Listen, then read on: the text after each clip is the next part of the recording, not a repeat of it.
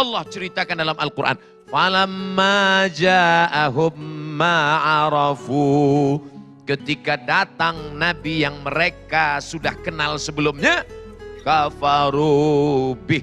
Mereka ingkar kepadanya. Mereka tidak mempercayainya. Apa yang menyebabkan mereka tidak mau mengakui dia? Hasadan, dengki, baghyam bainahum. Tidak bisa menerima. Kami maunya dia keturunan dari Ishak. Kenapa yang datang ini keturunan dari Ismail? Hanya beda 2 jalur saja mereka tidak mau terima. Sedangkan kita di Nusantara ini, ada orang Jawa, orang Sunda, orang Minangkabau, orang Batak, orang Bugis, orang Makassar, orang Banjar. Semuanya menerima asyhadu an la ilaha illallah wa asyhadu anna Muhammadar Rasulullah. Apa ada di antara kita ini yang mengatakan, saya nggak mau nerima Nabi Muhammad karena dia orang Arab? Nggak ada. Kita semuanya berkata, asyhadu an la ilaha illallah wa asyhadu anna Muhammadar Rasulullah. Janji Nabi SAW, man qala la ilaha illallah, siapa yang mengucapkan la ilaha illallah Muhammadur Rasulullah, dakhalal jannah, maka dia masuk surga. Mudah-mudahan kita semua yang mengucapkan la ilaha illallah Muhammadur Rasulullah masuk surga. Wa in zana wa in sarak, walaupun dia berzina, walaupun dia mencuri, masuk surga. Enak sekali. Berzina, masuk surga. Mencuri, masuk surga. Masuk cuman ya antrian belakangan-belakangan. Sedangkan kita selalu berkata tidak masuk antrian, tidak transit dan tidak delay. Makanya kita ucapkan Rabbana atina fid dunya hasanah wa fil akhirati hasanah wa qina adzabannar.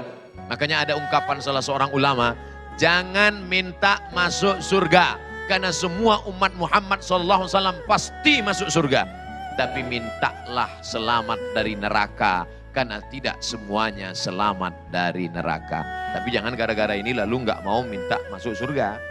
Tetap minta masuk surga. Idza sa'altumullah, kalau kamu minta doa kepada Allah, fas'aluhul firdaus, mintalah surga yang paling tinggi. Jangan minta masuk surga, ya Allah masukkan aku ke surga, emperan pun gak apa-apa. Jangan, minta surga yang paling tinggi, surga Jannatul Firdaus. Tapi nampaknya masjid kita ini Masya Allah, tabarakallah, dalam masjid aja udah tinggi, apalagi di surga nanti. Mereka yang berada di atas. Orang yang di atas ini 2 kemungkinan. Karena di surga masuk yang paling tinggi atau datang terlambat. Insya Allah semuanya baik. Amin. Nah, akhirnya setelah diberitakan di mana-mana, iklannya sudah duluan, banner dengan balehonya sudah diumumkan bahwa akan datang seorang nabi yang paling hebat, yang paling mulia. Dialah Sayyidina wa Maulana Muhammad sallallahu alaihi wasallam. Barulah dia datang ke alam nyata. Jadi jangan bayangkan Nabi Muhammad itu datang ujuk-ujuk.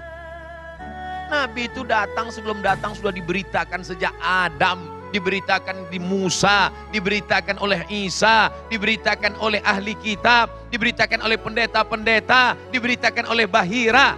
Baru dia datang dalam bentuk yang nyata. Maka jangan dikatakan, kok tiba-tiba dia jadi nabi ya? Mana ada cerita tiba-tiba jadi nabi? Tiba-tiba itu menunjukkan tidak ada terencana. Muhammad sallallahu alaihi wasallam menjadi rasul utusan Allah adalah direncanakan sebelum terciptanya alam semesta. Bahkan alam semesta ini pun diciptakan Allah karena Muhammad sallallahu alaihi wasallam. Makanya kalau nama dia tidak disebut dalam sholat, sholat tidak sah. Kalau ada yang tidak menyebut nama dia dalam sholat, sholatnya batal. Makanya dalam sholat kita katakan at-tahiyyatul mubarakatus salawatut thayyibatu lillah. Assalamu alayka ayuhan nabiyyu wa rahmatullahi wa barakatuh. Wassalamu alayna wa ala ibadillahi salihin. Ashhadu an la ilaha illallah wa ashhadu anna Muhammadar Rasulullah. Allahumma salli ala sayyidina Muhammad. Nama dia disebut. Nah, saya nggak mau sebut nama dia Pak Ustadz. Allahumma salli ala Adam. Enggak sah sholatnya.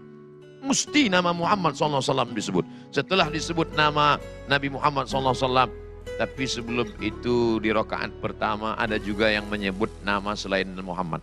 Qul huwallahu ahad, Allahus somad.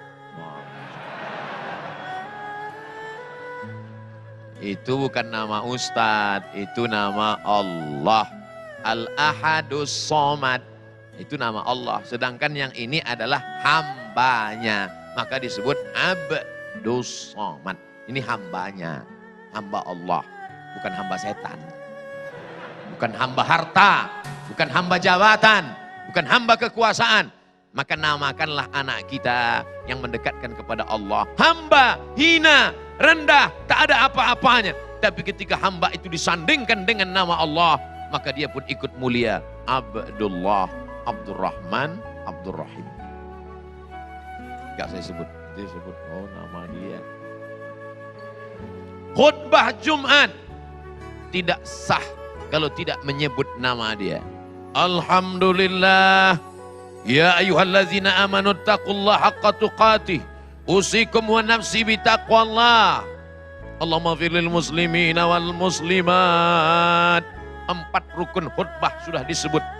Alhamdulillah sudah. Ayat sudah. Wasiat takwa sudah. Doa sudah. Tiba-tiba khatib menutup khutbahnya. Innallaha ya'muru bil adli wal ihsan. Maka jamaah mesti angkat tangan. Khatib, ada satu yang belum kau sebut. Apa dia? Allahumma salli ala sayyidina Muhammad. Tapi banyak jamaah sekarang nggak bisa gitu, nggak bisa komplain. Kenapa? Oh, khatib sedang khutbah dia. Maka dengar baik-baik khutbah. Mohon maaf jamaah, Jumat ini tidak diadakan sholat Jumat karena khatib nggak ada. Kok bisa terjadi? Laki-laki wajib bisa jadi khatib. Maka ketika pengumuman dari masjid mengatakan tidak ada sholat Jumat karena tidak ada khatib, maka mesti naik satu orang ke atas. Saya bisa jadi khatib. Naik ke atas 5 rukun khutbah. Naik ke atas, Alhamdulillah. Allahumma salli ala Sayyidina Muhammad wa ala ali Muhammad. Ya ayyuhalladzina amanu taqullah. Usikum wa nafsi bitaqwallah. Allahumma firil muslimina wal musliman. Duduk. Karena khutbah mesti 2 kali. Habis itu naik lagi. Alhamdulillah. Wassalatu wassalamu ala Rasulillah. Ya ayyuhalladzina amanu taqullah. Usikum wa nafsi bitaqwallah. Allahumma firil muslimina wal musliman.